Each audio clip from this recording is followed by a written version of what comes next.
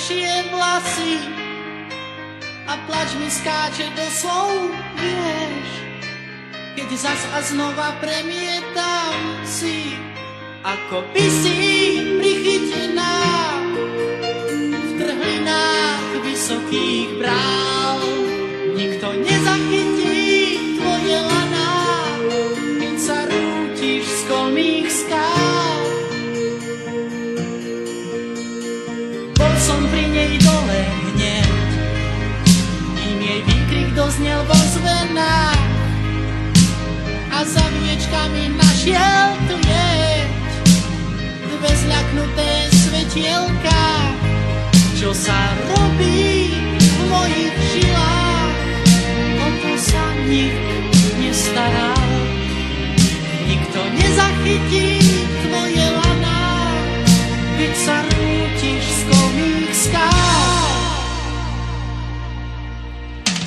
Spíš, Kristýnka, snáď len spíš, neverím, poď a vstaň.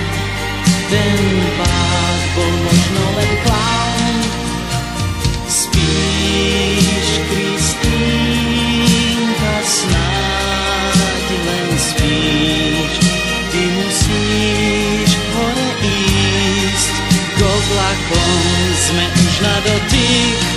Ty si jediná z nás, tak blízko pri oblakoch. Ty si jediná z nás, tak blízko pri oblakoch, pri oblakoch.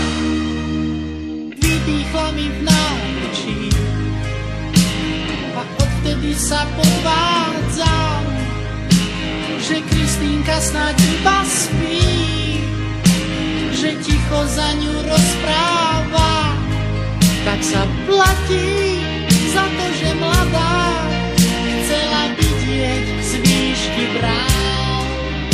Nikto nezachytí tvoje laná, keď sa rútiš z kolmých skál. Spíš, Kristýnka, snáď len spíš, neverím, poď a vstaň. Ten pád bol možno len klaun. Spíš, Kristýnka, snáď len spíš. Ty musíš hore ísť, k oblakom sme už na dotyk. Ty si jediná z nás, tak blízko pri oblakoch. Ty si jediná z nás, tak blízko pri oblakoch, pri oblakoch.